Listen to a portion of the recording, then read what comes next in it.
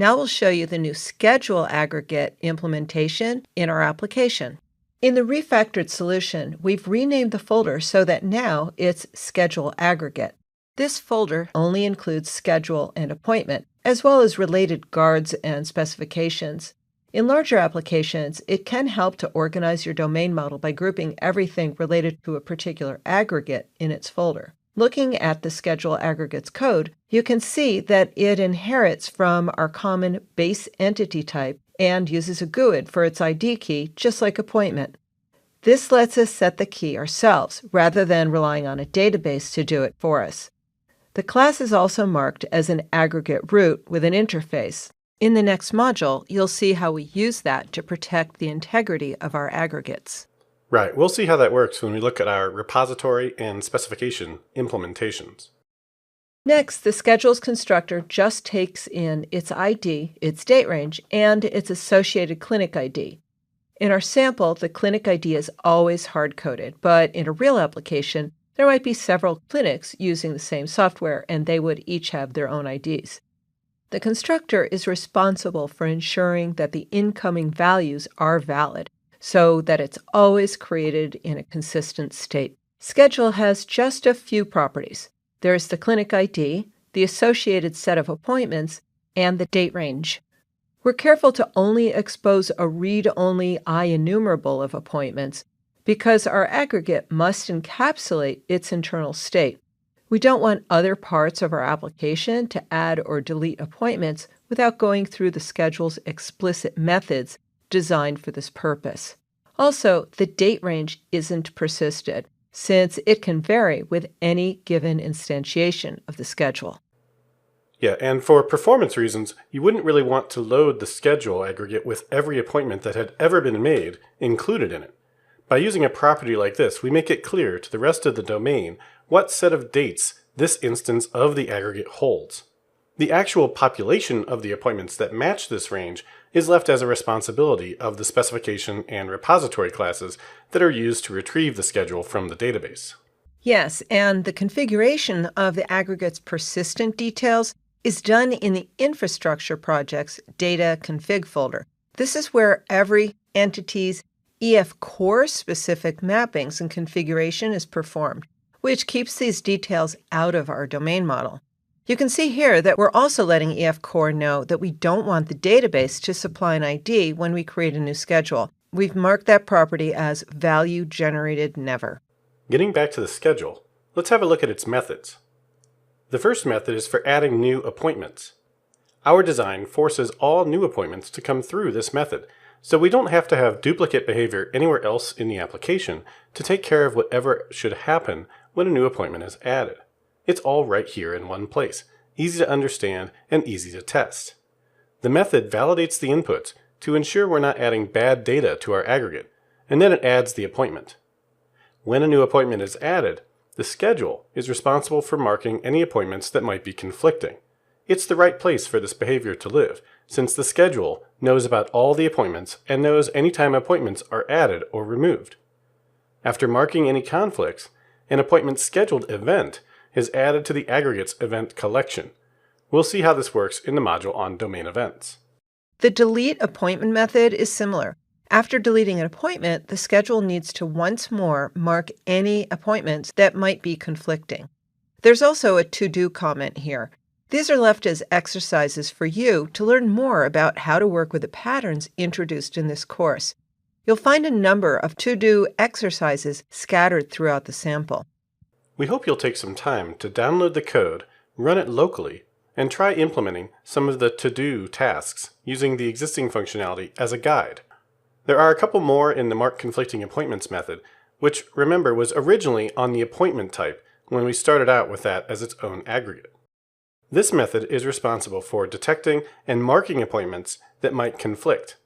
The basic rule shown here just checks whether the patient has two appointments that overlap.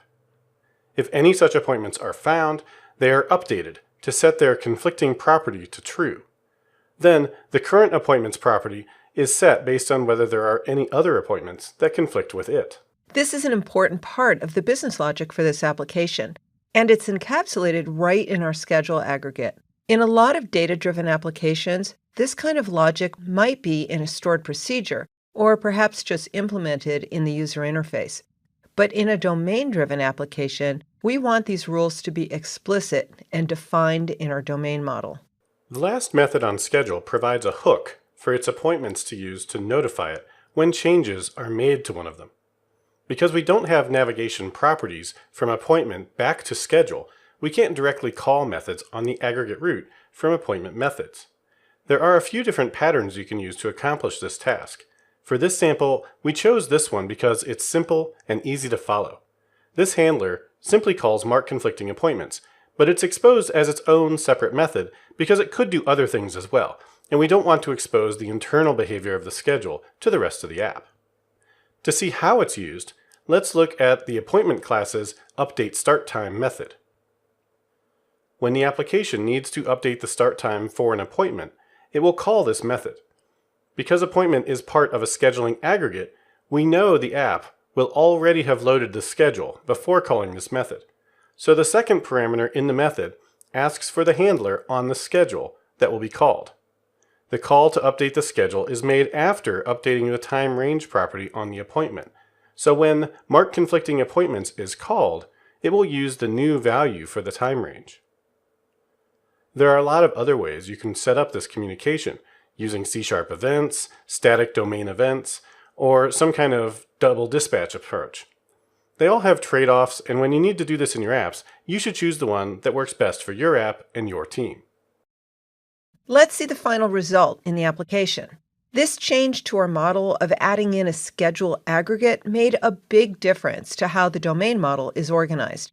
It gave us a much better place to put the logic of enforcing business rules around combinations of appointments and business logic that needs to run when appointments are added or removed.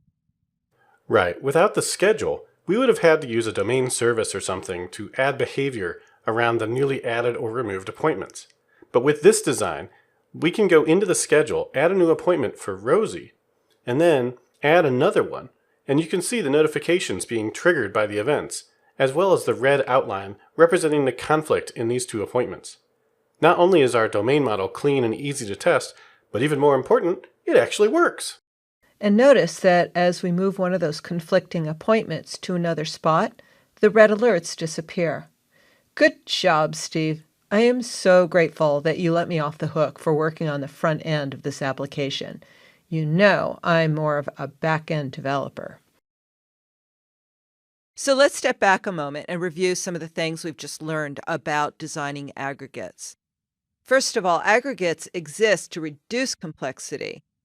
You might not always need an aggregate. Don't add complexity just for the sake of using an aggregate. Another is that entities with an aggregate can only reference the root entity of another aggregate. But you can always use foreign key values as a reference to entities inside another aggregate.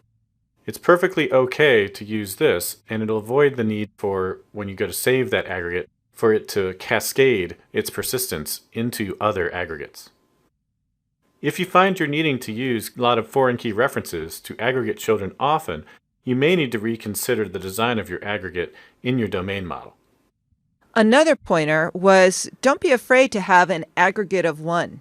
In other words, an aggregate that only has one object in it. And finally, don't forget the rule of cascading deletes. Remember, one test for whether or not a particular object makes sense as an aggregate root is to consider whether deleting that object should also delete all of the other child objects in that object's hierarchy. If it doesn't, then you have probably chosen the wrong structure for your aggregate. Once again, we have covered quite a bit in this module. Let's review some of the terms that you learned in this video. The first thing we talked about was an aggregate. An aggregate is a group of related objects that work together in a transaction. The root becomes the entry point through which you do any work with the aggregate, and the root also is what's in charge of making sure that all of the rules that apply to that graph of objects are met. Each of the rules that describes the state that the system must be in order to be valid is called an invariant. Within our aggregates, we have objects that are related to one another. In DDD, we refer to these relationships as associations. If you use an ORM, you may hear the term navigation properties, which refers to those properties that reference the related objects in the model. And we talked about the importance of defaulting to one-way relationships, which we also refer to as unidirectional relationships. In addition to these important terms, Steve and I shared a lot of guidance around creating aggregates and routes in your domain models. Nobody wants to work with a big ball of mud. We use aggregates to organize our model. An aggregate is a set of related objects that live in a single transaction while encapsulating the rules and enforcing invariance of that transaction, making sure that the system is in a consistent state. When designing how related objects work together, your job will be easier with one-way relationships. Use those as a default and only introduce bidirectional navigation if you really need to. And most importantly, don't resist updating your model as you and your team of domain experts learn more about the domain. Hopefully, most of this will happen early on, and then just once in a while, you might have a big breakthrough, like we did when we realized that the schedule made more sense as an aggregate route than trying to have each appointment be its own aggregate. Up next, you'll learn about repositories, which are a critical pattern in domain-driven design. This is Steve Smith. And I'm Julie Lerman. Thanks for watching Domain-Driven Design Fundamentals.